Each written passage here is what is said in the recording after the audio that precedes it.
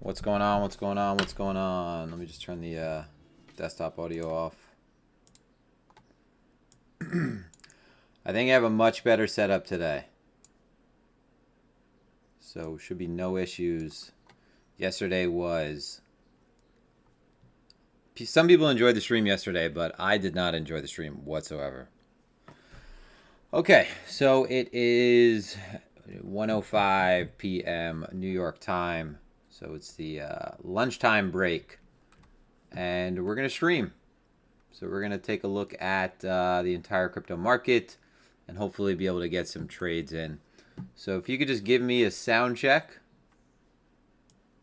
So the first person I see that says that the sound is good, and we will be ready to go.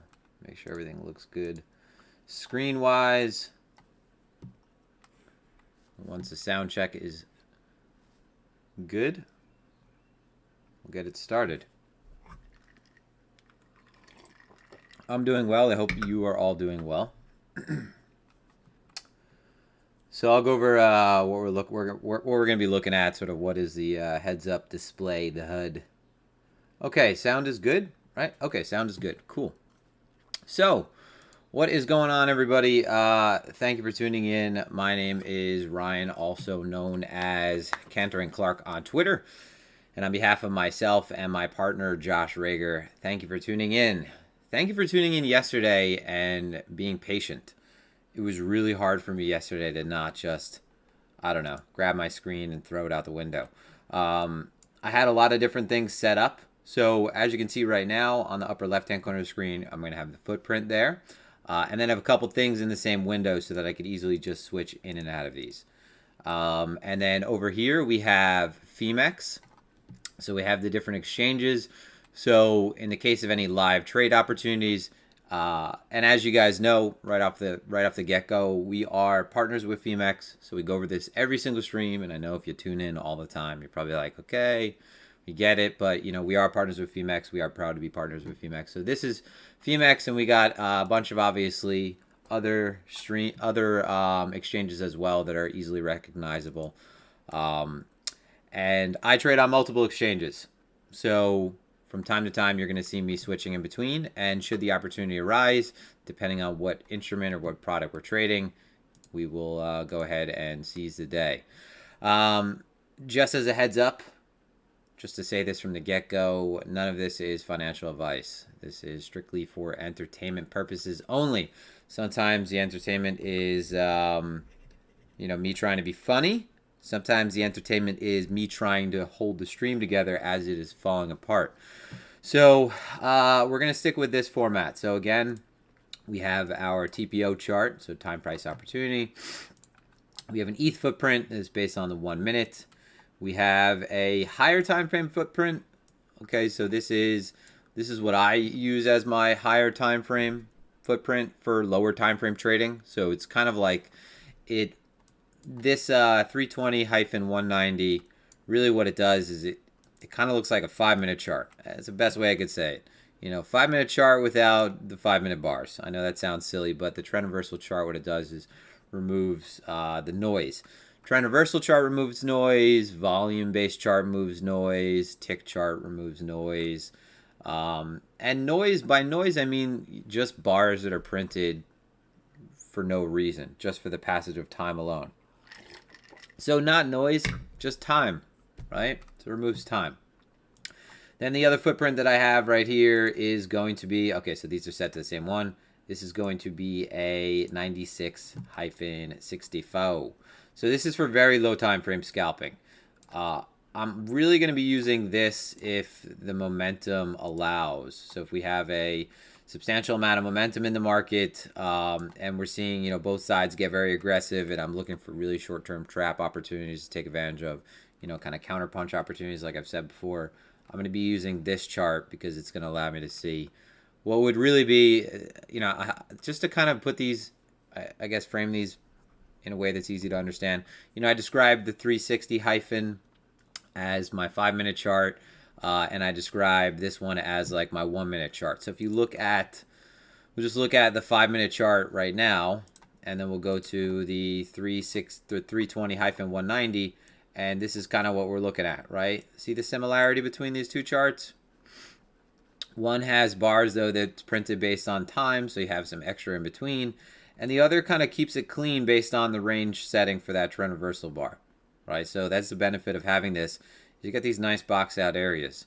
So when these areas box out, I can see prices ranging on the low time frame.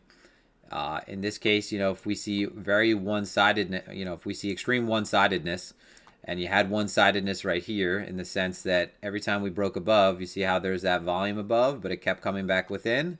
So blue, blue, blue. So buyers kept getting aggressive, but price kept closing back within that range. So, sets up for a short-term opportunity to play to the downside. So that kind of looks like your, like I said, 5-minute chart.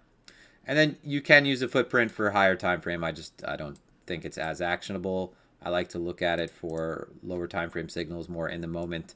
If you use it on the higher time frame, it's kind of going to be better for seeing where the thick areas are within the structure, within the candle.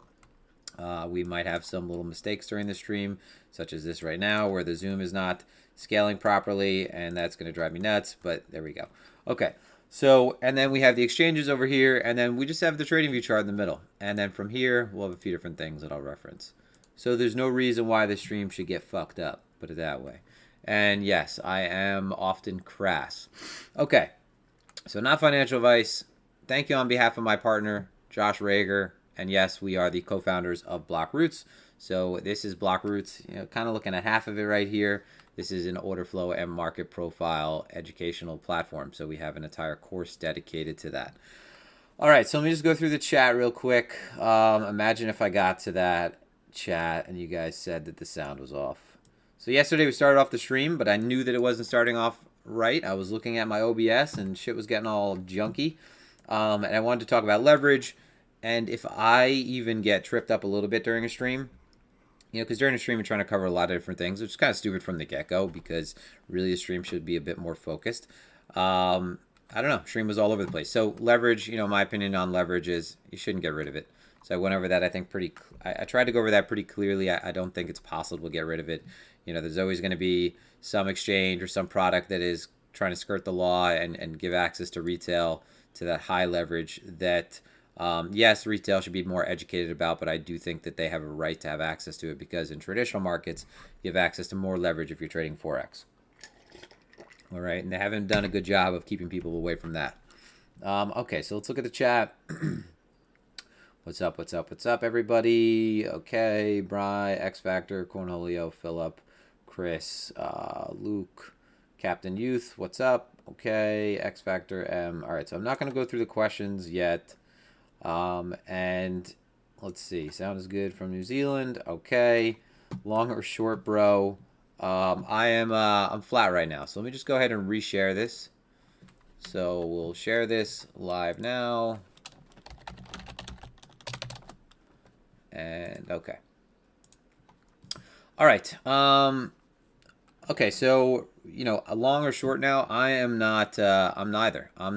Just to go over the higher time frame really quickly. Higher time frame looks like shit, whether you're going by structure or based on, some kind of simple trend moving average tool. I'm just going to show you real quick. This is showing us where, the green bars are an indication of when we are above. Right now it's the 20. So the 20 period on the weekly, we've fallen below that. 20 period moving average on the daily, we're below that. So from a very simple trend-based standpoint, moving average standpoint, we've lost the trend. On the weekly, structure looks like shit, broke outside of this range, fell back within a prior weekly range. And that kind of brings us where we are right now, and why I'm kind of indifferent about taking any. I'm not indifferent. I mean, I'm not going to take any long or short based on where we sit, unless it's within very low time frames, unless we're scalping. Again, if I'm just going to highlight what areas are most important to me, this line right here, we'll make that a nice pinkish color so it stands out. And then this line right here, same thing. Okay, these are the weekly. This is prior weekly range we're within. So 1, 2, 3, 4, 5. 5 weeks within here. It's a very significant area of market structure. Previously, on the way down, it didn't do much to stop us, but gave us a very brief response, although price just kind of flushed that. But that's where we're stuck within right now, right? So we're stuck back within that weekly range. So if I just make this chart naked, it's right there, and it's right, where was that again? We'll make it unnaked, and then we'll draw the line. So weekly, and now back to nudity. So back kind of right in the middle of that. So from a risk to reward standpoint, it's not attractive for any kind of swing. If you ask me, I'd rather see, if these are both the weekly levels, right? Weekly higher time frame levels, I'm not looking for, this takes a week to close. This, if I was waiting for a weekly candle through here, obviously I'd have to wait for a weekly close. That's not exactly what I'm waiting for. What I am waiting for is some type of higher time frame strength shown either at the upside, right, above it, okay, or some type of immediate lack of response, rather, or the absence of a response at the low. So, we could see that this has been an area where price has wicked into considerably. So I think that we can all agree that that sort of 33 to 29 level is super important to see a really significant response out of again. But again, for my portfolio and as far as me being long or short, I'm completely flat. So I'm completely flat. I have zero exposure to BTC besides my exposure that allows me to trade perpetual swaps because I can't stand trading USDT. I was running into some issues when I was trading USDT swaps or USDT margined futures. So I put a little bit of Bitcoin. Okay, so technically I'm exposed. I think I'm exposed to like 4 Bitcoin. Okay, just to give me the adequate amount of Bitcoin on the exchange to still trade the size that I would normally trade. Okay, which would be using leverage on top of that. Again, not using leverage in an unhealthy way, but using leverage to make up for the amount of capital that I don't have on the exchange. Okay, because again, leverage helps you. It helps protect you from counterparty risk, or allows you to still gain that exposure without getting yourself exposed to, or completely exposing yourself to counterparty risk by putting too much of your crypto on one particular exchange, even though I don't think that that's much of an issue right now. So poor risk reward at this level, right? Smack dab in the middle of a range. The middle of the range is an area that's really friendly to get in a position, right? Very friendly from a liquidity standpoint. We would expect that liquidity would probably dry up at the low and at the high when one-sided, when it becomes very one-sided. If we start breaking above this high, okay, and we start finding our footing above that weekly and daily level, so that's a daily level also, you can imagine that maybe it won't be as easy or as liquid, to just mark it in a position, because if you're closing above this level, who's going to really want to provide an ask and continue to sell if you have a strong close through there? So yeah, in the middle, it's kind of like it's a little bit tighter. So it is easier to take advantage of, rather not to take advantage of, but to take that bait, right? So more liquidity in the center of the range than at the exteriors. The same can be said if we were to break down and we weren't going to see a significant response at these lows, right? No immediate response. If you look back at this structure, you see that all of this was kind of an immediate response, right? Even if we were to zoom out to the lower time frame and to see kind of what the interaction was down here, we're looking at a lot of wick, right? A lot of excess in, if we were to look at the TPO, right? We go back, hopefully this scales all the way back. It's been a couple days now, huh? More than a couple, right? So we have a big single print tail right there. It's obviously going to be a single print if it's a tail, but a ton of excess. So that being said, this whole lower area from, like I said, 33 down, you really want to see that if you're going to be visiting that again, that you have that same buyer or that same presence of buyers or that same imbalance back up. Otherwise, if you start accepting down at these lows, it probably moved pretty quickly down to somewhere around 28, 29, and then we'll see. There's not really much structure to go off of below that. You have this daily swing low right here from 38 to this little pocket from 38 to 28. But again, in the center, it's very easy to get into position. It's very friendly, but it's an easy area to get flat-footed for that reason, right? And again, taking the bait by taking the liquidity, taking what is provided on both sides. Whereas again, if we lost the that weekly level, if we were to fall below, this is, I'm just trying to get this right, 32. If we're falling below here, as you can imagine, it probably won't be that easy to sell into a strong bid, right? If you're not seeing a significant response. So both sides of the range are where you would expect imbalances to occur that would lead to continuation if accepted, and it wouldn't be as liquid as it is right now. So this is a trappy area. This is an area to get flat-footed, but it is very accommodative from the standpoint of liquidity. So I'm not in any long-term positions right now. Besides, again, I just have that spot exposure just because of trading perp swaps. This is just a range, right? It is just a range. If we look at the last, we'll just zoom out a little bit. Look at the last couple of days. We had this P-shaped profile, which is typical of a short covering profile. So we did have somewhat of a base built, right? But this profile was on a drop in open interest, very skinny bottom, not much development on the way up, balance. It's usually what it is just short covering, right? There's not a whole lot of new buyers coming into the market. It's old business leaving the market.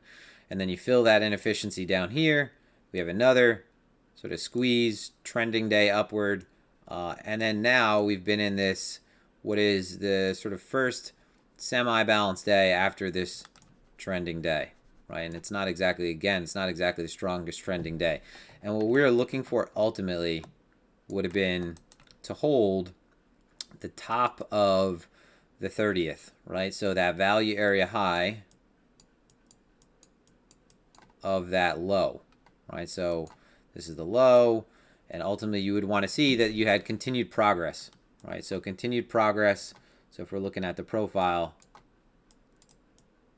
so we're looking back here, so follow the crosshair.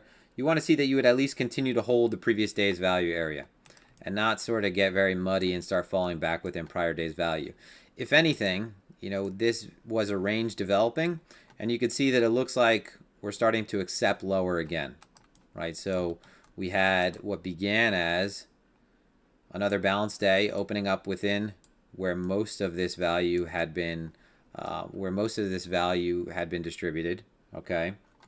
Make sure you hit the like button, guys, and go ahead and subscribe. And now, as you can see, profile developing, value developing, it looks like we're beginning to accept lower. So this profile, what it's just showing us is where price is being accepted, where it's being rejected.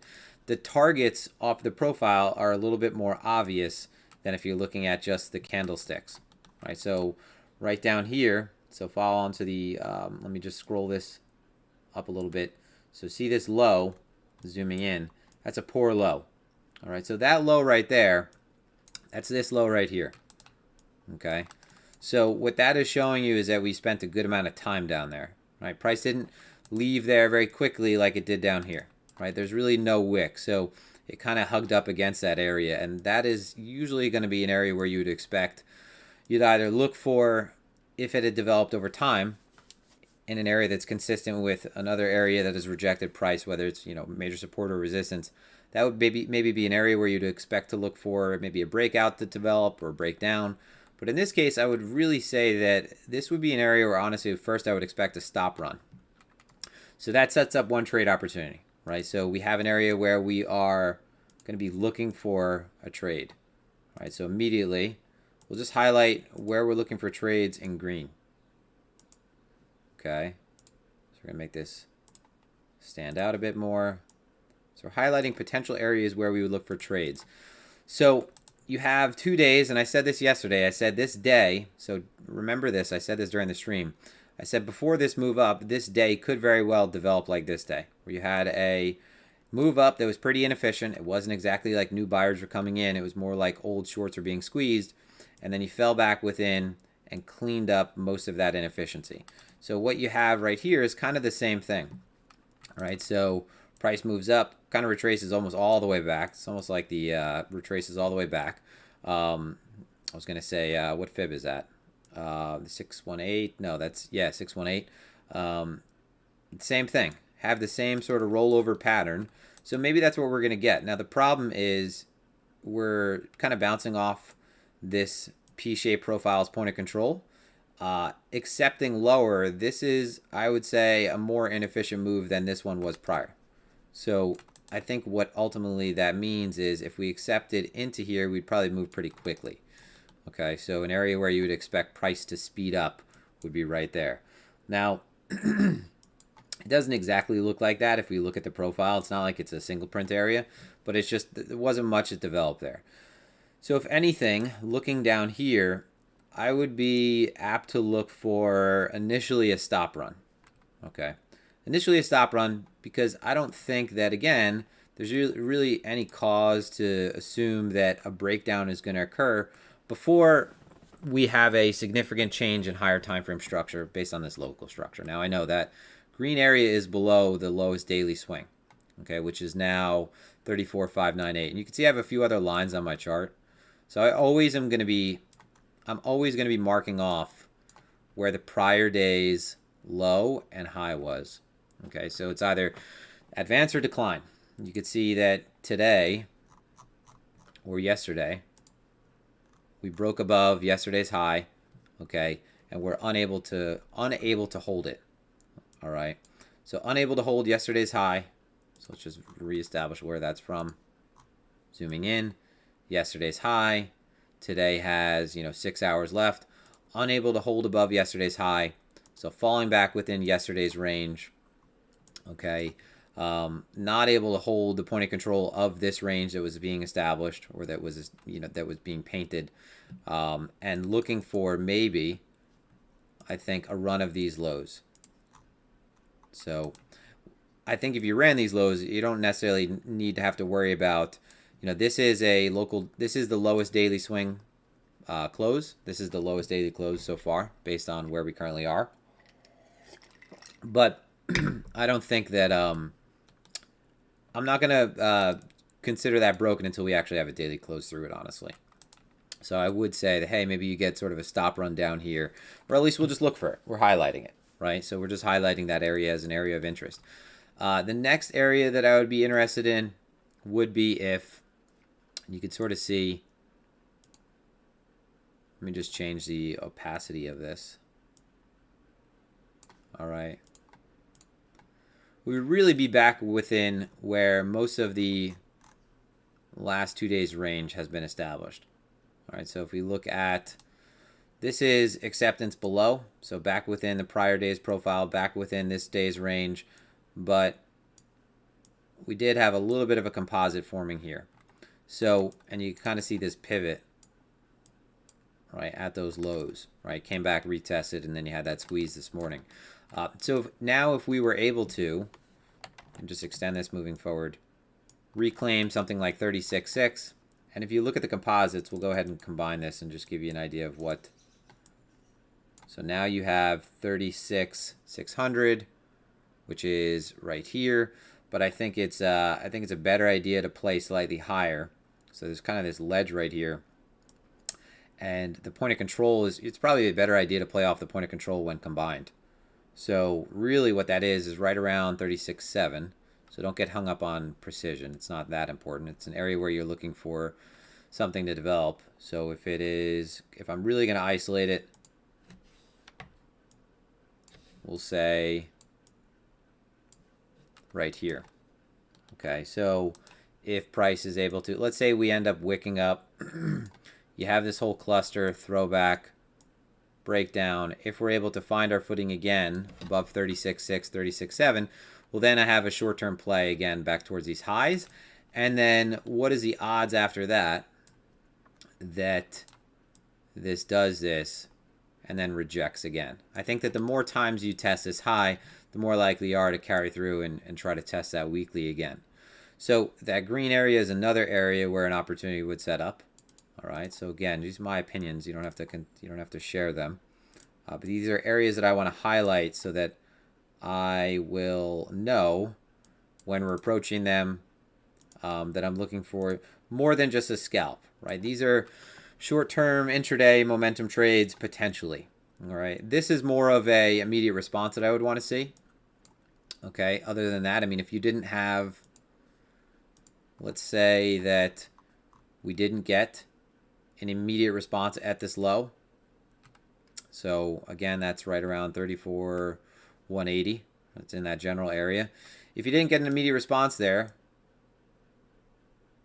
I mean, you have the weekly down here right around 32,290, 33. And then I think what you're looking at, and this is one thing I said to guard against yesterday, is ultimately we have a series of lower lows still and lower highs. So maybe we end up having something that gives us a 3-drive structure. I would say that, why is my fucking phone ringing? Hold on a second. Spam, like the weirdest spams in New York now. If we had something like this where we took out these lows, right, blow that intraday trade up, and we've come down into this daily and weekly area, and we're able to somehow reclaim anywhere within this structure. So not anywhere within. Let me zoom out and give you a more specific idea. So where the bulk of, I'll just extend this. I'll use the 1 hour. So just because I know that if I would normally zoom, my screen would be bigger, but for the sake of the live stream, it's tough to keep this. So you have one low, two lows. If we're going to break down into this weekly and daily level, I would want to see that we have a significant response out of there again. Again, remember, revisiting an area where there was excess, you want to see that there's the same intensity leaving it.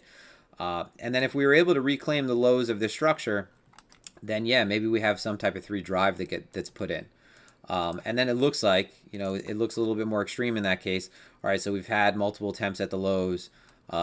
We'd be looking at, ideally, the spot market and seeing if the spot market is trading at some type of premium. If we continue to have something like, which I don't think we have the case right now because funding got a little bit hot. If we had negative funding start to build up, it's not the case right now. Funding started getting a little hot. But then I would consider, okay, maybe there's a nice trade setting up that is a bit longer in duration. Because again, if you just kind of look at this chart naked without, I'll just take these off. So that line I have on the chart is a VWAP. If you look at this chart, it's just really, it looks like a range, right? So if you had something like this, took these lows out and then reclaimed this, then yeah, maybe you have a longer term trade setting up, more to the mid, back to the highs potentially. I don't want to say that because the more that you roll over, it's more of just, okay, it's sellers are clearly still in control. I don't want to right now. I don't want to be the kind of person that bangs their head against the wall, still looking for longs when the market structure has changed glaringly on the higher time frames. There's more of a case to be said for looking for shorts now based on just a simple trend system, right? If we were to break above this weekly level, I still think that this whole area would be a reasonable resistance. All right, would be rather a meaningful resistance. Okay, so that's the higher time frame. Let me just go through the chat real quick. There's a lot of chop. So this morning, supposed to go over this as well. So we'll zoom out and go to the same spot. Okay, try to get this zoomed in. I scaled the portion of the screen so that it wasn't the full size, but I could get the center. Here's a squeeze this morning, right? So you have to look at it.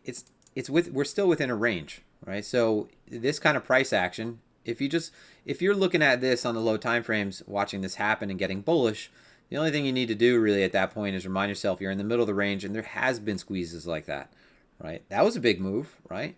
That was a big move off of the low. That was a big move, and still in the same area. They never got you anywhere. So, I mean, ideally you have more to your system that keeps you from FOMOing.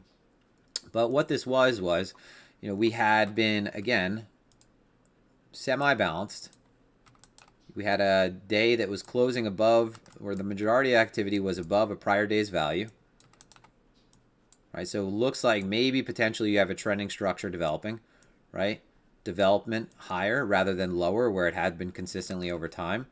You have somewhat of a clean range beginning to show. Okay, I said yesterday, maybe I would be looking for this low to be swept or these lows to be swept. This low swept, returning back at that point becomes, the umpteenth test. And at that point, you're not expecting these lows to get swept and then give you the same type of bounce. So this alone negated this opportunity, right? Because you already failed at the high. This failed to make a new high, right? So when we're returning again, at that point, after this trade set up, this trade was no longer valid, right? So we were talking about that opportunity yesterday. I think I made it pretty clear what I would be looking for within this range.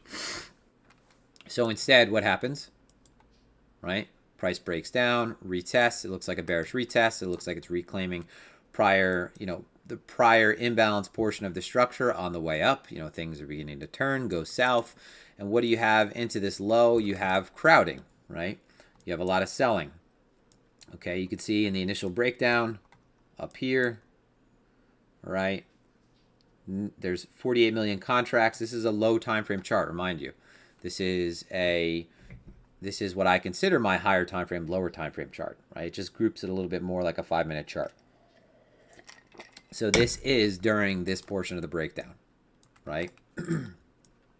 So what we see is you get a ton of aggressive selling, open interest going up, right? Delta is negative 19 million. So a lot of shorts opening, selling into the lows, more selling into the lows, right? Just looking at Delta, negative 11, negative 5, negative 6. Obviously, some of that is longs closing out. This is not just a complete, this is not all on an increase in open interest. It's not all shorts opening up. But you get a ton of crowding. What happens this morning? We have the Coinbase bullish news, right? I'm sure that was part of it. I don't think it was anything else. And the market squeezes all of those shorts. But it squeezes all those shorts into resistance, right? So we have not left the range yet. If we have a range that has been consistently a range now for, going on over a week, right? So we are into our second week. You really need to have, if you have a catalyst like that through the high or through, we have a bearish catalyst through the low, then I'm not fading it, right? But anything on the low time frames right now, it's this back and forth chop, right? It's just one side getting overcommitted. And into this high, what we saw was that it was mostly derivative led, right? So mostly derivative led. What happens on the low time frames? We'll just zoom out, go up to the highs. You have multiple periods on the way up where longs are getting trapped. So right here, can't see the drawing tool on this screen because I realized why that doesn't work. It's the window capture rather than screen capture.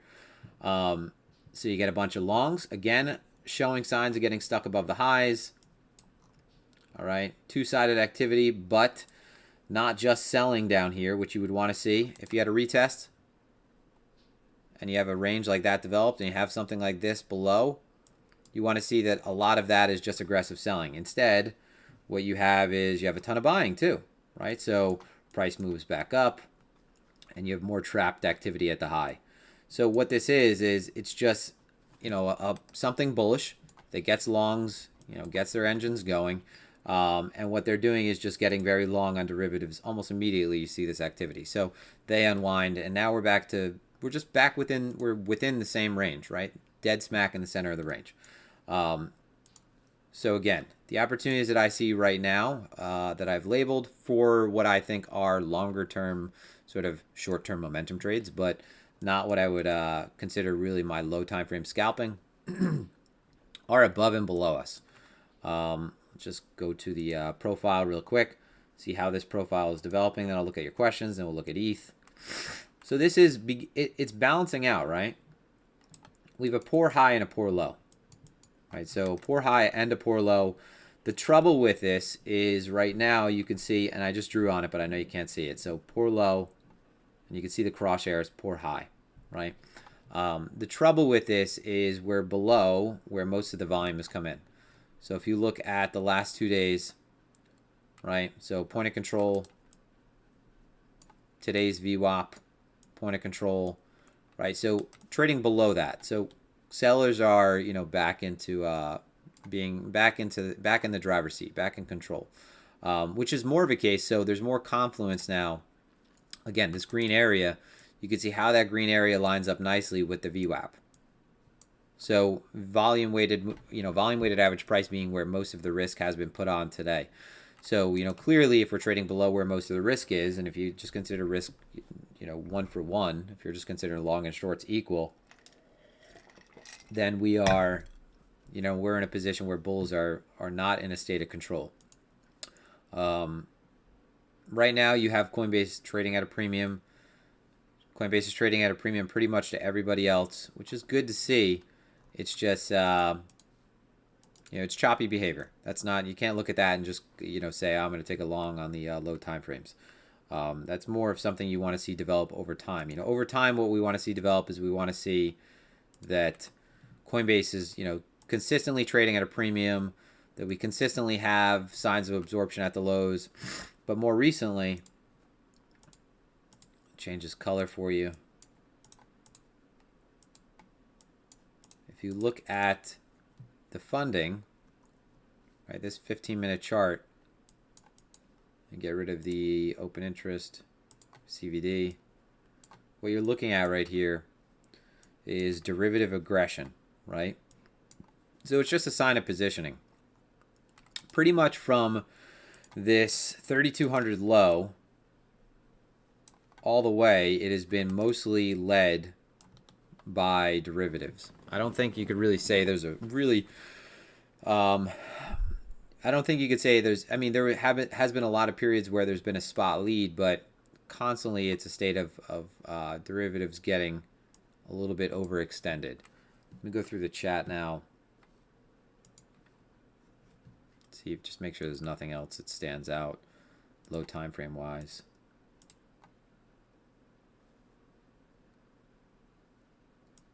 All day I'll take shorter term trades that this is not the most attractive one, but if we're running into a previous cluster or previous resistance and we see this kind of thin behavior, you can't see the drawing. So see the top of this footprint? See how it's a 0 print, a 10, a 1, a 25, an 8, a 6, a 0. It's kind of an exhaustive push, right? So you have an exhaustive push. The bid is not following up. That 0 is an indication that that never went bid, right? No one was sold into there, right? Meaning the bid didn't really follow up. And you just have, buying up here. So 1.6 million contracts. This is really thin, so it's not the best example. But in that case, if we have a move up to the high, up to a previous resistance, and we have that kind of behavior, a lot of times when I see we, have sort of a top tick and no bid, with just buying coming in towards the high, I'll just go ahead and quickly slam short, right? So I would immediately, market short and then place my take profit somewhere back within the cluster. This kind of choppy behavior, what you can expect from this after this throwback is honestly a lot of the times what you'll see. This will develop sideways, take out this low, and then you're just going to continue to range sideways. This is just, this is almost like this 1 to 2% range. It's like a market maker heaven. Right? You see this pattern, these patterns constantly. Small little cluster develop, get a break out of that cluster. There's more follow through because, some sides are being forced out of position. If you think about any trader committing in this little cluster, market makers even getting blown out in the, getting ran over. Price extends, it's exhaustive, there's no support, rolls back, price takes out the low, does this over and over again on the low time frames. So this is looking at a 1 minute chart, so I know some people are not really accustomed to looking at this chart setting. So let me just go through the chat real quick.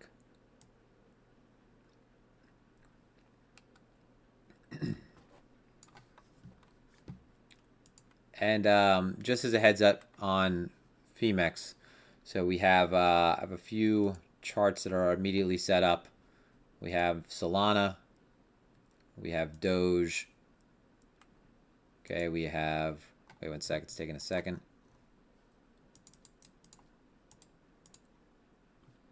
Watch my OBS now, I have an issue. Okay, we have Doge, Uniswap, and Aave. Right, so everything right now, alt-wise, not very attractive. I would be trading ETH on Phemex.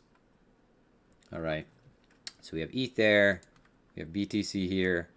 Again, trading below the VWAP, not the most, really no attractive setup currently.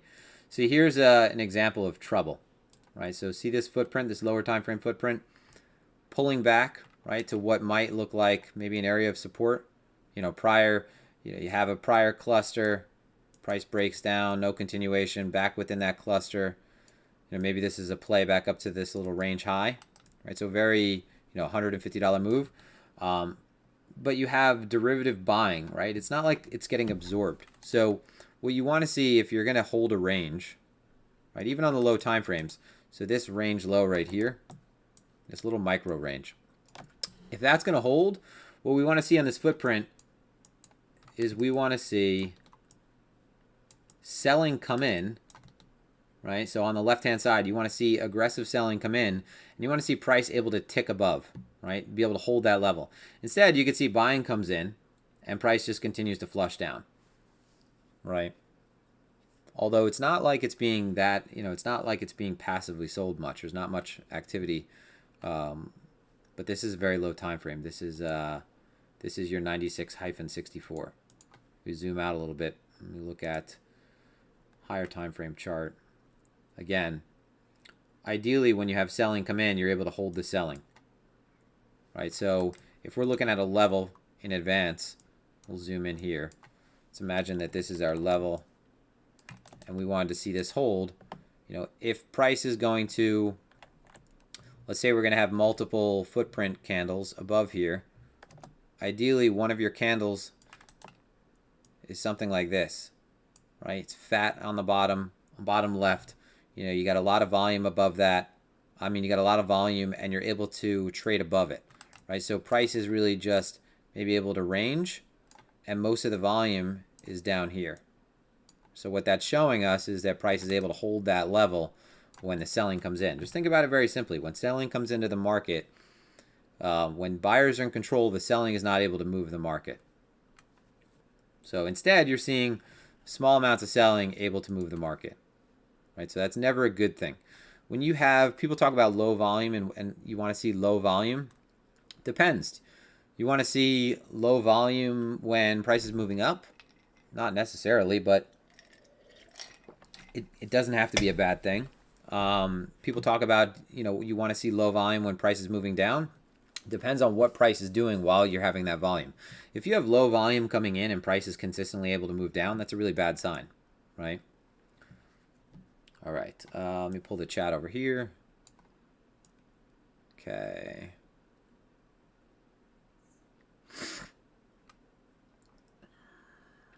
All right, don't think the bottom's in. I don't think we're done with the bottom yet either. I think we're more likely to develop a longer term range. Okay. Plan B receipts from Twitter sphere or gets to stay. Told you so. I don't think the stock to flow model is really to be taken seriously. There's been a lot of people that are brighter than myself that have gone over why. It's kind of a meme. It's worked to this point, but okay. It leaves out demand, right? Historically, wouldn't the bull market end in September? I think it's too small of a sample size to say that anything should follow what it's followed in the past. There is some level of, I don't know actually if you want to say there's a level of seasonality either. It just has been the way up to this point, but it has only been 12 years. So that's very short time frame and completely different context right now, right? Macroeconomic wise. From when Bitcoin began, well, when it began, you had around after 2008, after the financial crisis, then you went through the longest bull market in history, or still in, and now we have a completely different context where the economy was shut down for over a year. We're potentially running into inflation issues. Whether it's transitory or not, it's anyone's debate. It's not mine. I would have a hard time believing it's just going to be transitory, but I don't think you could, because of all these differences in context and the surrounding environment, I don't think we could say like, oh, this time similar to the last time, or we should keep them on the same, we should judge them in the same lens. Holiday in Hades, nice. Okay. I would suggest learning a TPO first. It organizes everything for you. So, all the TPO is doing is squishing the day up. Right? So this day, I could look at this day like this, right? I'm looking at, let's just map out the session. One sec. All right, so here's the beginning of today's session. So, I mean, what do I make of this day? What kind of day is it? I have little trending periods? No, not really. I mean, do you want to look at this and try to interpret what kind of day it was, whether it was a trending day or a balanced day, or do you want to just have a tool that compresses it all for you quickly? So now we can see, oh, it's actually finishing more like a balanced day, right? It's getting close to that. You have this inefficiency in the center, but if you look at the profile, it's more like that, right? Whereas a trending day is more like this. So you get an immediate idea of what is taking place, right? What current context is, what the current trading environment is. And that could help really frame your decisions. Do you want to be longing for a breakout when you're in the middle of a range, right? Or do you want to be trying to play a trending, do you want to be looking for a trending move when you're stuck in the smack dab in the middle of a balanced area? No, you're in a balanced area. You're looking for imbalances outside of balanced areas. You're looking for price to either accept or fail to accept outside of those extremes. And looking at the TPO helps you really organize the day. What it does is, again, it just smushes the day. So if I open this TPO up, you'll see. So I'll expand it. And you can kind of see this is by half-hour periods. Put the candlesticks on because my drawing's not going to show. By the half-hour periods, you're going to see, let me make these solid. Come on. Color candle.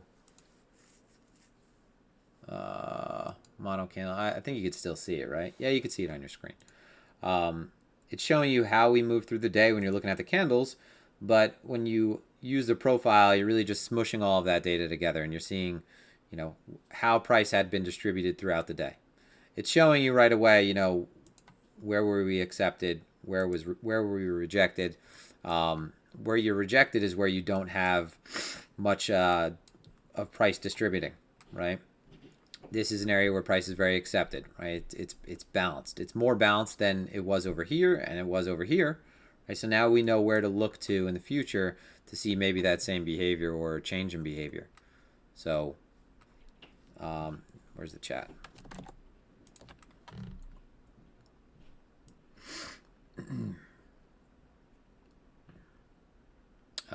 Crab market, yeah, for sure. So a 1x long is using margin. So you're using margin. So for a 1x long, if you, like, let's say I deposit 1 BTC onto an exchange and I get long 1 BTC, right? Let's say it's Bitcoin is 36,000. I deposit my Bitcoin onto Phemex or any exchange, Phemex, Bybit, FTX. If I'm trading a perp, I'm already long Bitcoin, right? So I'm already long Bitcoin. And then if I go long on top of that, like say I long 36,000 contracts, I'm not just long a Bitcoin at that point. I'm long 2 Bitcoin, right? And I'm using my Bitcoin that I deposited as collateral. So, at that point, I am 2x long technically, and a 50% retracement will liquidate me.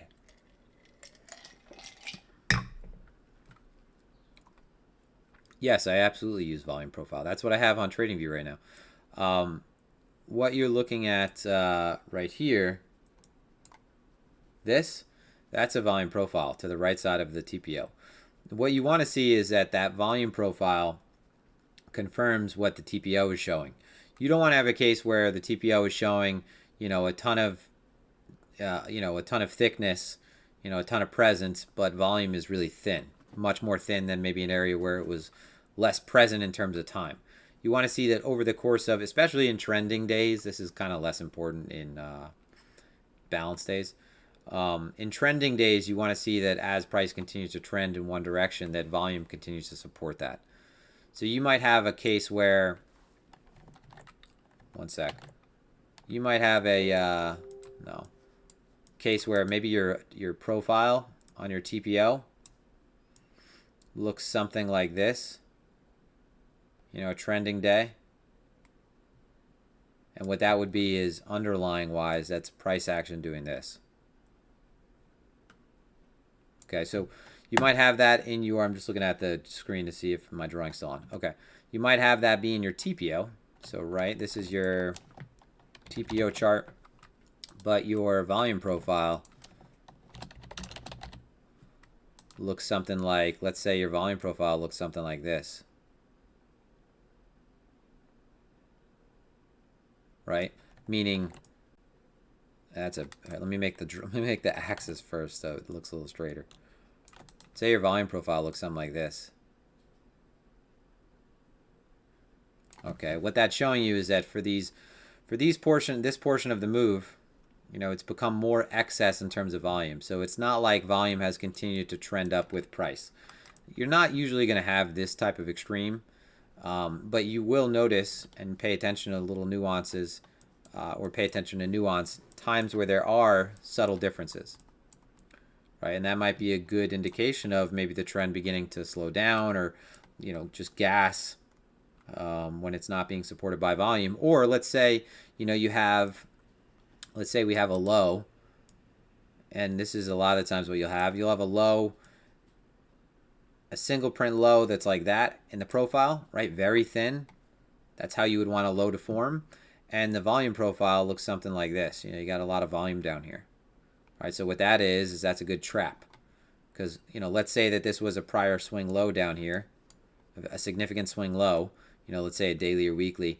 You know, price revisited it. This is your profile, single prints, right? Excess, very quickly rejected. But upon the break of that low, so when price broke through, a lot of traders committed. They puked. They sold. They market sold. You know, they short. You see a lot of volume in participation down there, but if price reverses back on them, well, that's going to help them move in the opposite direction, right? Okay, let's go back to the chat. So, of course, always pay attention to volume profile. And just as a heads up, my TPO profile, so the value area, is actually based on volume. Okay, so you have the option to change that, and mine is based on volume. Okay. Does volatility funneling apply to higher time frames like this triangle? No. So, you know, Hunt volatility funnel is really popular. I've talked about that before. Just volatility funnels in general.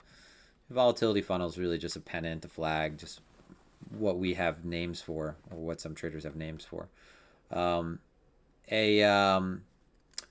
volatility funnel, this one, I drew this yesterday too, just to point this out, or I drew it before the stream. This is shaping price to a degree, but I don't think that, you know, meaning your lows, or you have a series of lower lows, lower highs, right? You have a series of higher lows within here, but lower lows on the daily. I don't think that this is really that actionable, meaning like if you, let's say even if we were to just to get this at the extremes, I don't think that if you break above this that it's going to be as meaningful as breaking above that and, you know, significant area of market structure that's horizontal, such as a weekly or daily. So, and then a lot of that is subjective, where, you know, whether you're using the wicks or the candle bodies, you can't really mess up a weekly or daily level. So I wouldn't really be focused on the triangle because you're still within the center of a range, right? You could continue to just redraw those, right? We could suddenly be going, you know, right now we're going like this, you know, a week from now we're going like this. You know, what we're trying to do is just be very accommodative of what's taking place, but it's still moving. Like overall, let's say that was continuing to still move sideways within a range. So,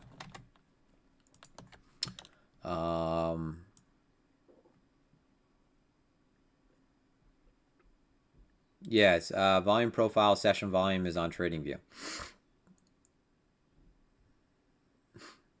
John Hobbs, turn your mic off when slurping. Sorry, John, I guess you're going to have to deal with that occasionally. I don't think I could remember to turn my mic off every time.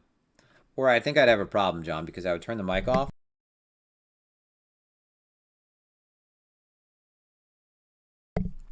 And then I would forget to turn the mic on. So we don't want to start changing this up, John. We already have enough trouble streaming, so just you'll have to bear with me. And trust me, I think that slurping coffee, I think I could try to not slurp, whereas scratching your fingernails on the chalkboard, it's really hard to try not to do that without sounding just excruciatingly painful. Okay. I don't think we need an ETF approval.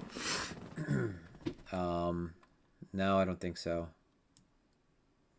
Been talking about ETF approval forever now. When backwardation confirmed? Well, I mean, let's see. So let's look at, for example, let's just look at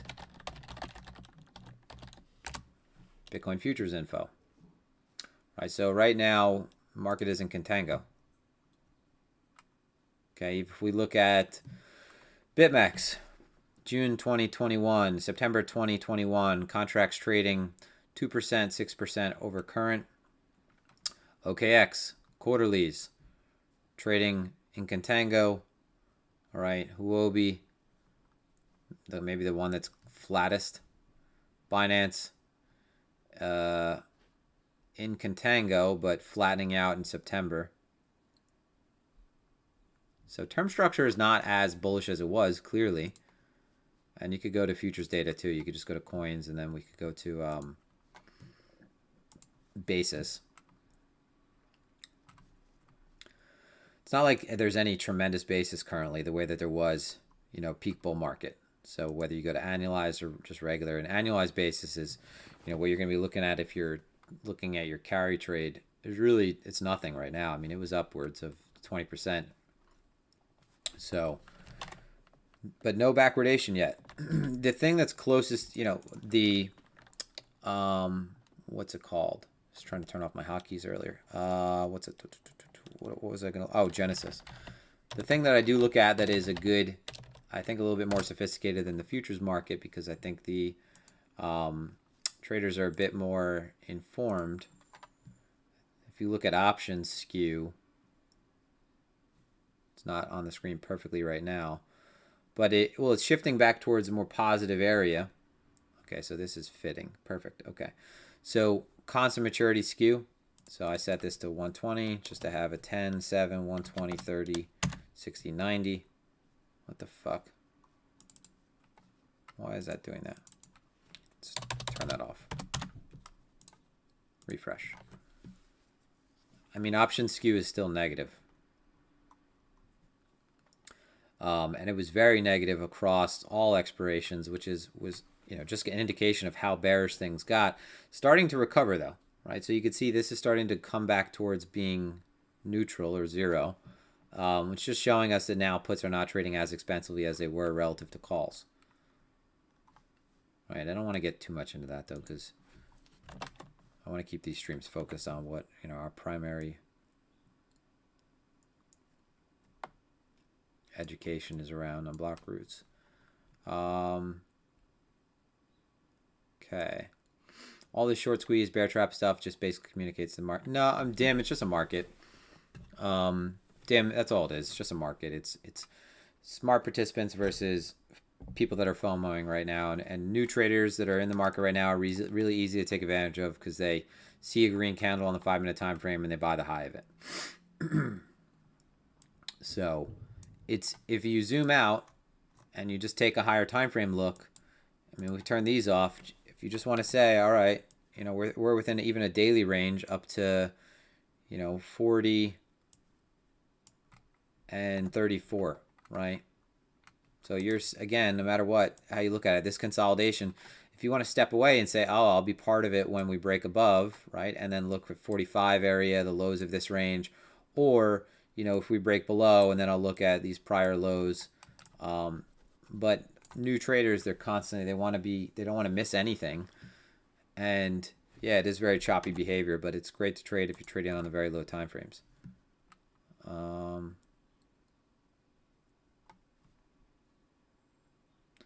SP sell-off affecting me now. Yeah, so this morning, that didn't help.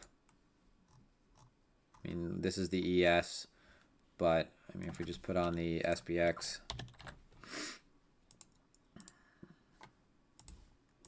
definitely didn't help. I mean, the market is not going to be really happy about Biden's long-term capital game plan being retroactive. Doubt that's going to happen, but you know what he's doing is anchoring so that they come back at him with a figure that's closer to the figure that he really had intended on anyway. Instead of 43%, maybe he wants 30% long-term capital gains tax. It's absolutely fucking nuts. Okay.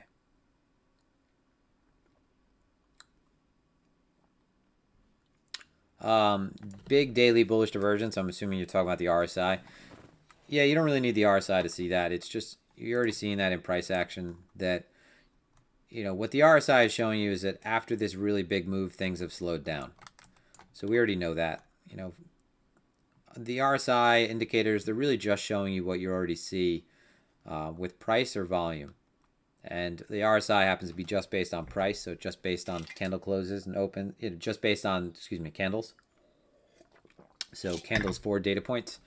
So the RSI is showing you that things were moving fast and then slowed down. All right. So yeah, we already know that. So that doesn't have any bearing on the overall trend, though. It doesn't mean like, oh, people can't sell anymore. It just means temporarily the price is consolidating. So in a trending market, the RSI is always going to have divergences because there always will be periods where price slows down. So on the way up in a bull market, on the low time frames, if you look at the RSI, it's going to show you divergences, right? Because price was moving fast and then, oh, no, started moving sideways more than it started moving up, right? So the RSI is better for the stock RSI, I think, is better for ranging markets. Yeah, we'll look at ETH. Okay.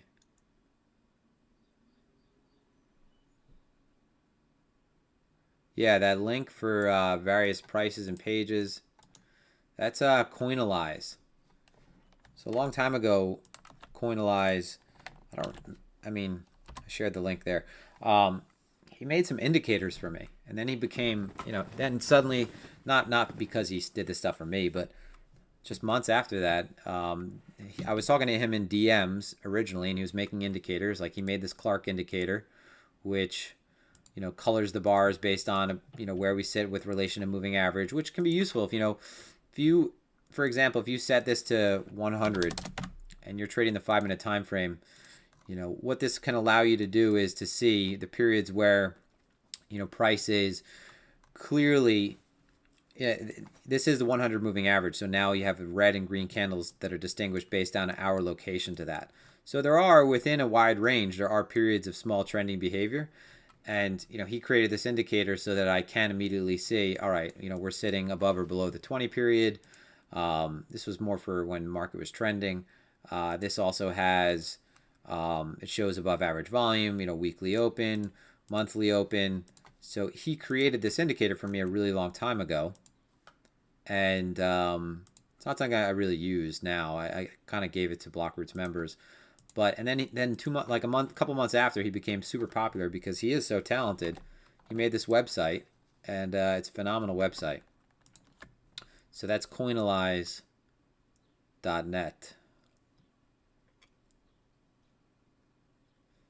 Okay, I'm just going through this, and then we'll go back to the chart, look at ETH. The trading view indicator that shows volume profile for each candle is volume profile session volume, VPSV.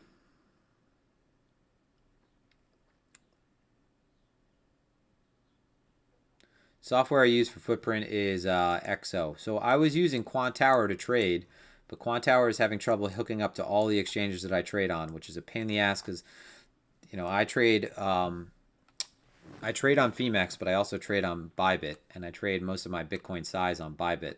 And Quantower, the fucking ladder is not working. So the ladder that I shared in yesterday's video on Quantower, it's only allowing me to mark it in, which is one of the reasons why I use the ladders for speed. Yes, to mark it in, but also to limit out. So I'm using XO for Footprint. I'm using XO for the TPO, and now I'm just trading right off the exchange, which I hate doing.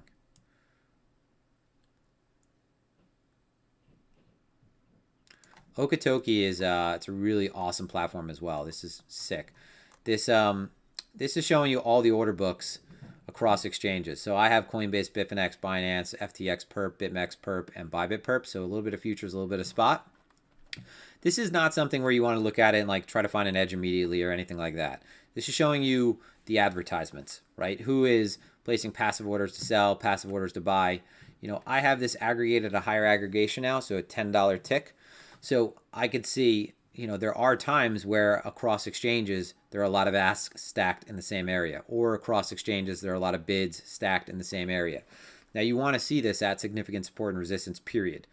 You're not always going to see it, so it's not a matter of like, oh, if you don't see it, then it's not, it's not there, because someone could be using an iceberg. This is also showing you the delta, though, so it's showing you, if there are more aggressive buyers or aggressive sellers at the moment, based on 5-minute, 30-minute, 1 hour.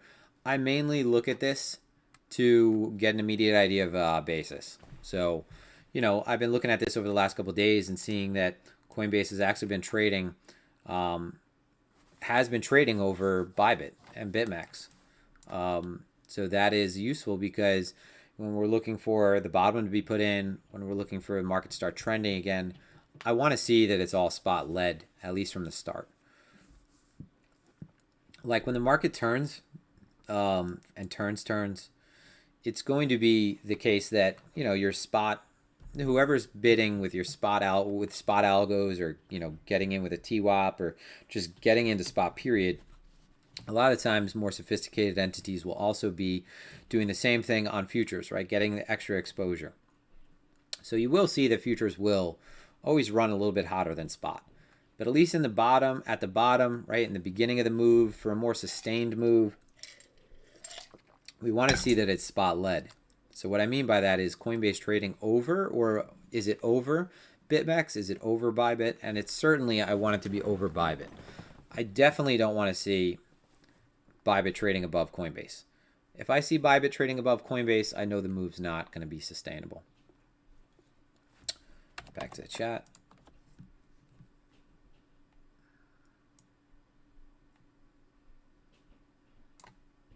I'm going to get rid of Davis Brown and Jonas Smith. Amelia Isabella. I got to tell you, that name does not sound like a trader's name. Not because it's a woman or anything. I just mean because it sounds really suspect. Amelia Isabella sounds like Carmen Sandiego.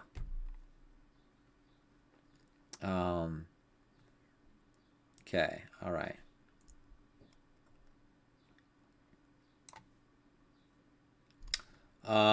Lowest, I mean, the RSI, you could use it in ranging markets. You could use it for those periods where things are overbought and oversold. It's just, I don't use it, so I don't want to tell anyone else how to use it. I just know that I could see the divergences, period, with my eye, because I could see periods where prices sped up and slowed down.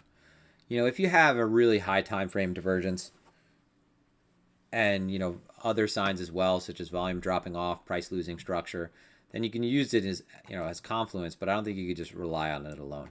You'll see a lot of times I'll call them predatory YouTubers and Twitter LARPer traders will reference the RSI all the time. Oh, look, it worked this time. Look, the RSI, you just got to keep it simple. It's like, no, man, stop fucking bullshitting. If you look back, you're looking over the 30 times where you had RSI divergences and they didn't work out. The person who is the go-to for the RSI, for using the RSI divergence in a system, and not just saying oh, it looks like an RSI divergence, is Cold-Blooded Schiller. Cold-Blooded Schiller he's different though. He's a real deal, real deal trader. Okay, he knows everything about the RSI. He knows the specifics about what he looks for in a certain divergence over something else. He knows what separates one that's actionable from one that's not, and he also knows, and this is a shout out to him, he also knows that at the end of the day, things can change, and what looks like a great signal can lead to something that's not.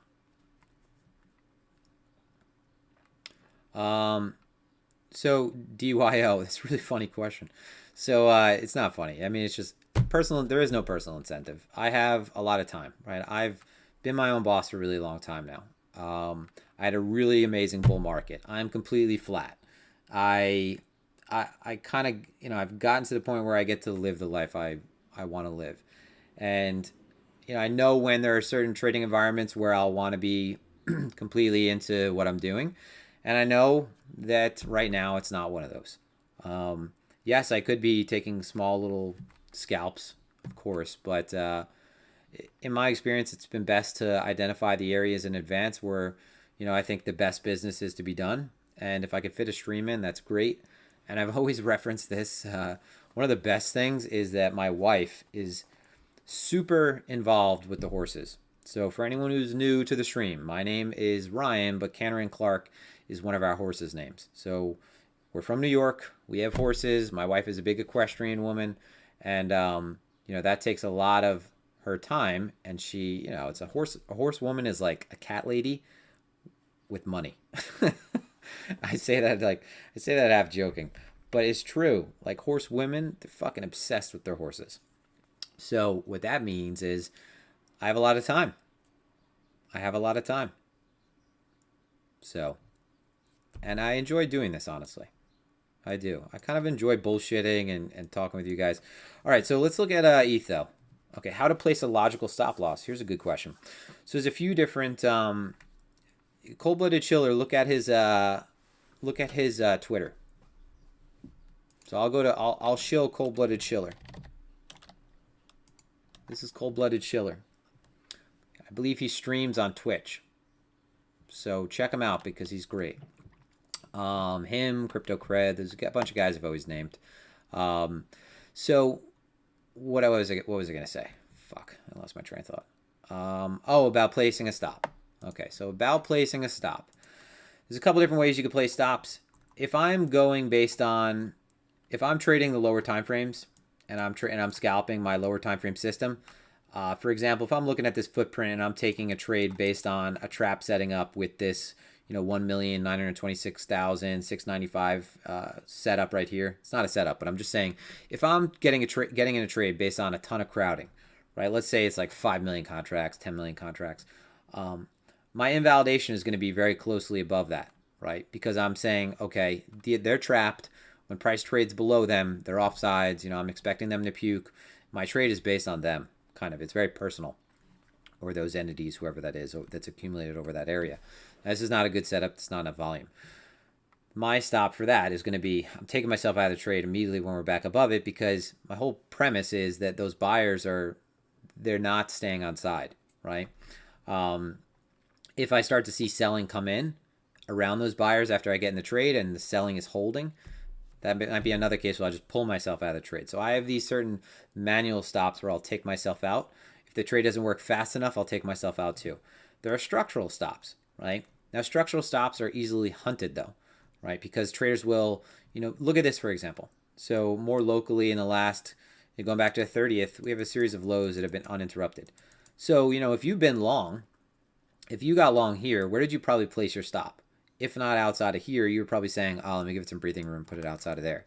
So these areas are areas where, pockets of liquidity, and for that reason, a lot of times you see price revisit them and give you one of these responses where you have one of these stop runs. And that's why if we don't see those stop runs, a lot of times I feel like it's not done yet, right? It's sort of, we have an area to return to and clean up.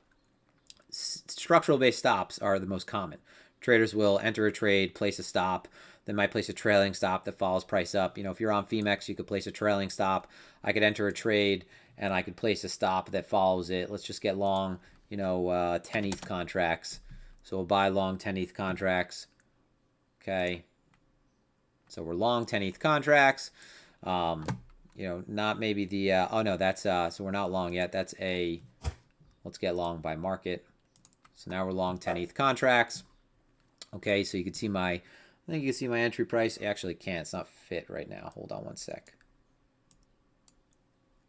Okay, so this is very small amount of contracts, right? 10 ETH contracts. And now what I could do is I could place a trailing stop, right? So let's say I don't want to place a trailing stop now because there's no reason to assume that price is trending. But let's say that at the high, I think that this might break out. Right, so what I would do is I would put a triggered trailing stop at, let's say, 2,800. And then I'd trail it by a value of, let's say, 20. So what this is going to do is if price hits 2,800, right, if price makes it up there, all right, so once we get up to 2,800, I can't see if you guys can see this. You can. If price makes it up there, it's going to trigger a trailing stop that is going to follow my trade by $20. If price moves sideways, it's going to stay still. If price continues to move up, it's still going to trail by 20 bucks. The moment it starts to come back down, the stop stays still. So you have trigger trailing stops, which are useful. But what you should do, I think I'm just going over sort of the gamut of stops, different kind of stops you can have. I just got out of that. It was useless. You should always take volatility into account for your stops. So your stop should always incorporate some type of daily volatility. If you have a trending trade, right? If you're in a trending market, let's say, and the average daily volatility is like 3%, or the average daily range is $300, then why would your stop be tighter than that, right? That's the expected volatility for any day. So your stop should incorporate that. So a lot of the times your stop should be some type of multiple of volatility. And this all of this depends on how you're entering the trade, right? Your stop ultimately, just the definition of your stop is where your trade is invalidated. So if I get in my trade, all right, so this weekly structure, it's looking like it's bottoming out, man. It's we have 1, 2, maybe this is a 3 drive right here. Maybe this is our 3 drive structure. Okay, then my stop is going to be a daily close through these lows, right? Because I'm saying that this is the 3 drives right here, right? 1, 2, 3. So I've defined the trade right there. I've said that's the 3 drives. So a 4th drive is an invalidation of my trade, right? Technically, that's a way that I could say my trade is invalidated, right? Or, my whole premise for this trending market is that we're holding the 20-period weekly moving average. Okay, so if we're closing below it, that thesis is invalidated, right? So you have to have something that invalidates what your thesis is to begin with, right? And what is your thesis, right? How do you get into trades? What's the basis of your entry? So, turn the mic up when slurping. Okay, so let's wait one sec. Let's take a look at ETH. So let's look at BTC again though, because all that talking, I don't want to miss anything.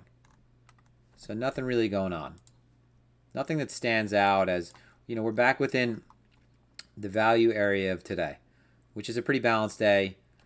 Below most of the volume though. I mean, it's an ugly balanced day, but it's shaping up to be semi-balanced. Right, semi-balanced. It's kind of a normal variation profile, something like this. It's kind of a double distribution if you draw it that extreme. I'm expecting that the center fills out somewhere around here, and then we end up finishing this day balanced, which would set up a break from balance, right? If we have, just to go over this real quick, then we'll go over ETH. So we have 2 days, mostly ranging behavior. All right, now we'll get rid of that profile and we'll draw a fixed profile for both. For the tops, okay. Now you could see where most of the activity took place, right? Between here and between here.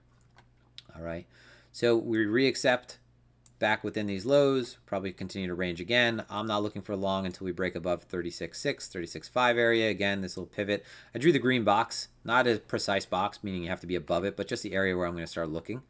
But if we have a break from balance, that would mean we break above the top side and start treating that as like a floor, right? So this is the 2-day composite because we have a trending day followed by a balance day. Now, if we're above this, if we're above yesterday's high, then the odds are that this low has done its job, right? We broke below this range, trap behavior down here, right? The sellers were absorbed. Now we're continuing to push up. I'm going to continue to look higher. All right. So I just want to go over that real quick, the opportunity, but there's none. Okay, so let's look at... meaning there's not saying there's none. It's just we're at the bottom of today's range and the last 2-day composite. It's not really that attractive. ETH against BTC. So let's look at ETH BTC first. What did I do? Delete it?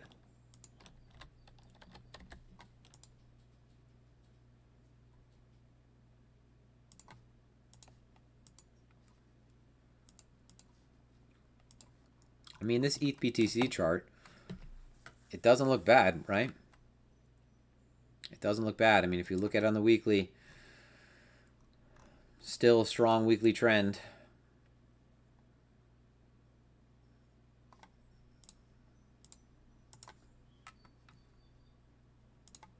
Just looking at the extremes of prior structure. You have on the daily, you haven't really had a significant low on the daily until this. So that's another thing, price has been just trending super strong that we never really had a significant low, but this is showing strength against Bitcoin. But the USD chart is more important to me. USD chart, this weekly low, still holding previous structure.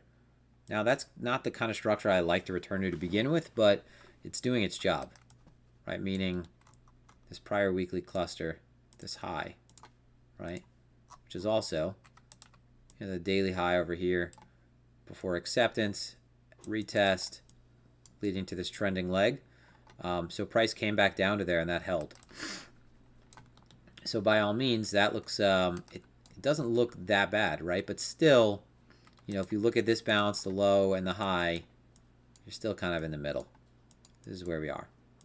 Still kind of in the middle. This would be, you'd have a case for, so this could be a lower high, right? 1, 2, a lower high. You don't have a lower low yet, but it could be a lower high in the making. The break above that holds something like this could look like a W bottom. And then this probably moves pretty quickly. So this gap, accepting above 2800, 2900 area, and holding that would be really bullish. Because it's not like you had substantial structure at the high. This next sticky area is between 33 and 36 above these highs. Above, let's just say 2900, 3000, then you're zipping up pretty quickly between this gap. And then this looks, when all eyes are seeing this, then maybe, sends a message across the entire market. Bitcoin clearly, though, not showing the same resolve, right? But just slower to move, maybe.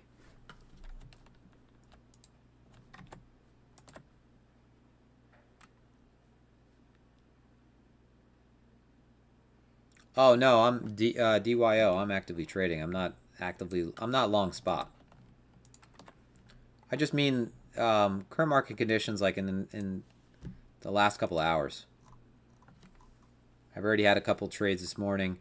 Had a couple trades yesterday, but just from the standpoint that if you look at the TPO, we're just back within value, within a balanced day. Probably going to fill this out. The next opportunities that I mentioned are labeled for longer term, not longer term. So when I'm saying longer term, I'm talking about a trade that lasts for a couple $100. I'll take scalps all day when there's enough momentum in the market off the very low time frame footprint setting that I have, and it's not a time frame, it's the low trend reversal setting. It's just right now there's not a lot of momentum in the market. And I like that momentum to be present so that one side gets offsides easily. And it makes sense, though, because we're kind of still within this balance. So when you're accepted back within a balanced area, it's very slow and steady, and, it's range-bound. That's all. It's range-bound. Like I said, I'd rather see activity above VWAP or down somewhere after flushing this little gap. So lower or higher, but not where we currently are. Let me turn my mic off for my buddy. So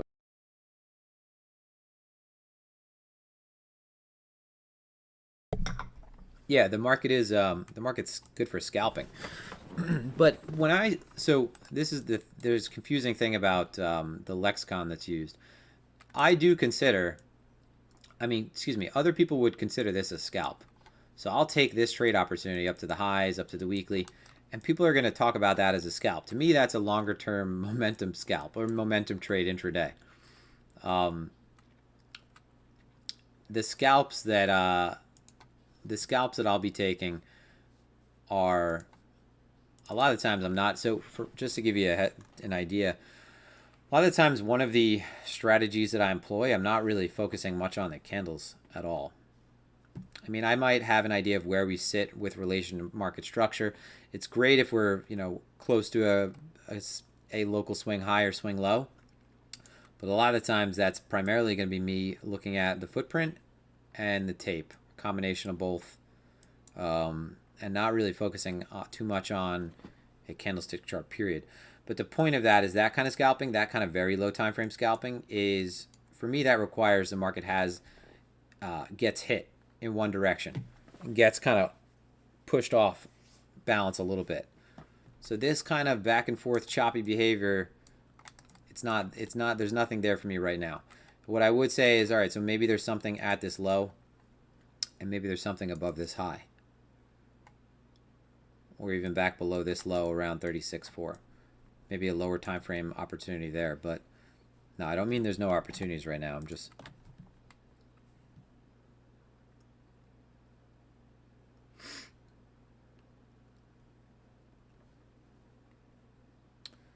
what do you think would be today's high for BTC? What does that even mean? I mean, why does that matter, Pranav? It doesn't mean anything. So not to be mean or anything, but that doesn't mean anything. Who cares what today's high is? If today's high is above yesterday's high, that'd be great, but it's not the case so far. Today's high would be I would say yesterday's high would be a good signal to go off of, even. But that sort of brings us again back above this top side of this range where we'd be looking anyway, right? Because if I'm looking for an opportunity that has maybe a little bit of legs from here to here, well then what happens when we get here? Do we find our footing here? If we find our footing above this range, then you're probably coming up to the weekly, and again, you're looking higher. But I don't know what the daily high is going to be, and frankly, I don't really care. Do we have 3 drive on daily line chart? Line chart's really good to look at, because if you're confused about what's going on, the line chart definitely makes things a little bit more, I guess, objective. Yeah, I see what you're talking about with this 3 drive, and it could very well develop. And this could very well be a nice low. But I just don't want to get committed here because it's a 50-50 to me. So I can't just look at this and say, oh, it's a 3 drive. It's clearly... Whenever I look for specific setups, I want to see extreme examples of them. I want them to be kind of like caricatures of what you'd be looking for normally. So it happens to be that, yeah, that's kind of a 3 drive, but for me, it's worth it to wait for us to be above this weekly, above this daily level, right? To do something that shows a sign of strength above those levels. So then I can start targeting higher up here. Rather than saying, oh, that looks like a 3 drive, this is bottomed, because maybe that looks like a 3 drive, but then we end up getting a 3 drive that looks like this. So I just want to get involved for higher time frame trades where there's better risk reward, and again, we're just kind of in the middle, so it's really choppy. It makes no sense to get in longer term trades, in my opinion. I trade perps. Quarterly futures are great if you get in them fast enough when they're squashed right after a major sell-off, but happen to be that sometimes I only have certain money on certain exchanges, and some of those exchanges don't have quarterlies.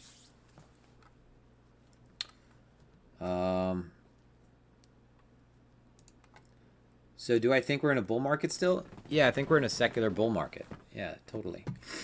But I don't think that it's going to work like previous bull markets did, for the same reason that I said, context is different. I think that, I've gone over this before, the higher time frame chart, I think it could, I highlighted May, so the months of May, because this is a really poor month of May. I think that we are still in clearly a secular bull market. I don't think it has to follow perfectly to the last trends, though. I mean, I mentioned a few times that I think that it's likely that, it's possible that this actually becomes more of what this probably would have been. Strong leg up, right? Low, lower low. And I think without that March crash, I know you can't really say that because you can't undo history. But without that anomaly, I think this was going to do something like this. And I think we would have been on our way either way. I think these conditions accelerated it. So what I'm saying is, like, by no means am I going to think that we're just going to do this. I don't think we're just going to do this. I won't be, blind to either of those happening. But I do think that a bull market can resume I think a bull market can resume if we move lower, right? Because technically you have a significant level below us. I would hate to come down here because Sailor's average price was 24. The last thing you want to do is go below where the average of a billionaire got in. So Sailor's average was 24, and that's $3 billion. You don't want to put a $3 billion position offside. Same reason, I take trades in a low time frame when someone's offside. Imagine when someone's offside and they're $3 billion in the hole. So I wouldn't want to come down to this high. But, if maybe this resumes similar to this, maybe we do test out this low again, reject, and have a longer duration accumulation phase. I'm just saying the up only stuff is kind of stupid. So this could very well be a complete this, and it's likely because it's a young asset that any structure that gets painted moving forward is going to look different. Everything's going to constantly be changing.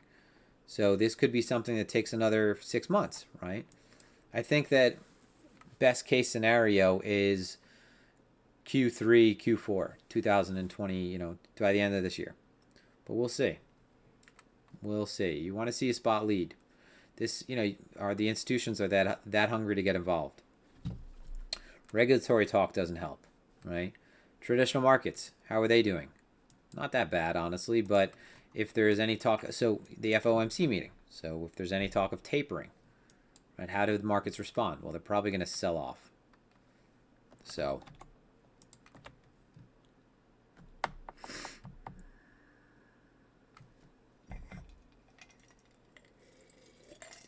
I'm not really worried about hedge funds. They're fast money. They're going to take both sides anyway, but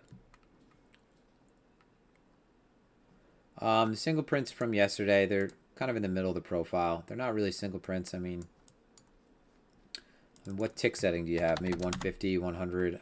I have my tick settings a little higher for these higher prices, but even then, if I went to 100, I don't know if there's any single prints from yesterday. Doesn't appear to be on my profile.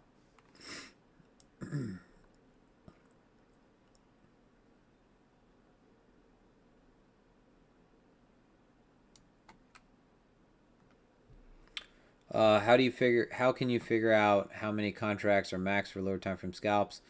I have what my comfortable spectrum is for high liquidity and low liquidity. So I kind of just know offhand, depending on conditions, how much I'm going to hit. So that's just me with experience knowing what I'm comfortable with.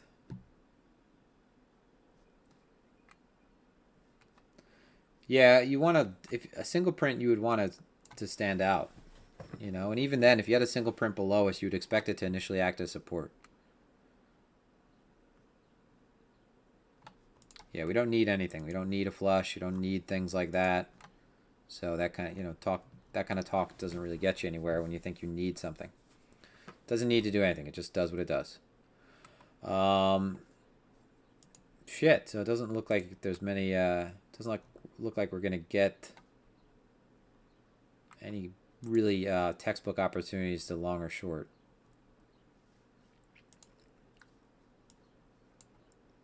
Selling coming in and holding, though. That's good.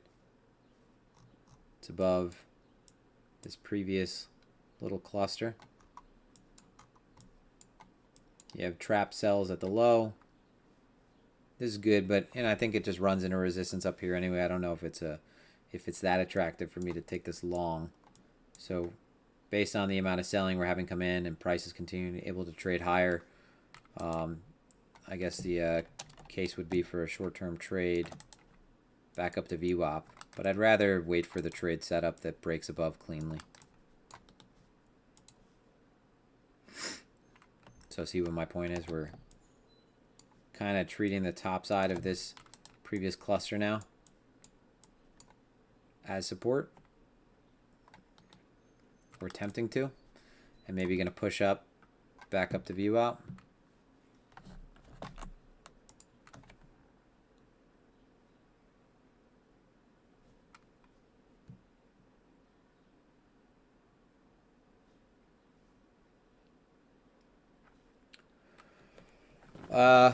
I'll scale in a position for spot, longer term swing trades. Depends on what I'm trading. I mean, I'm someone who says that dollar cost averaging is a waste of time. If you have a signal that is, if your signal is green, why dollar cost average?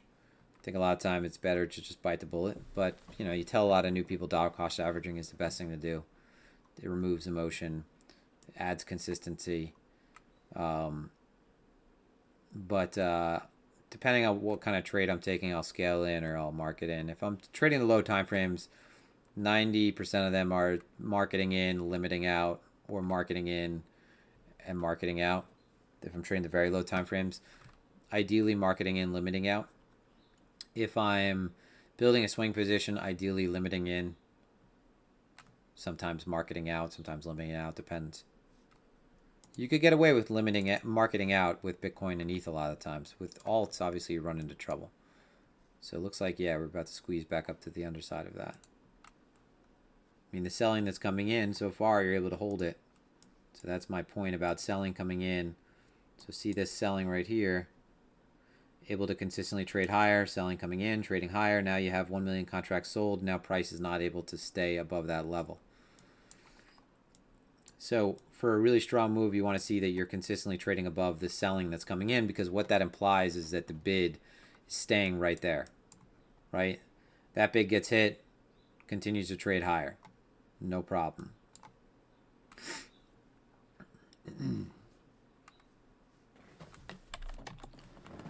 All right, guys. Probably going to wrap it up, though.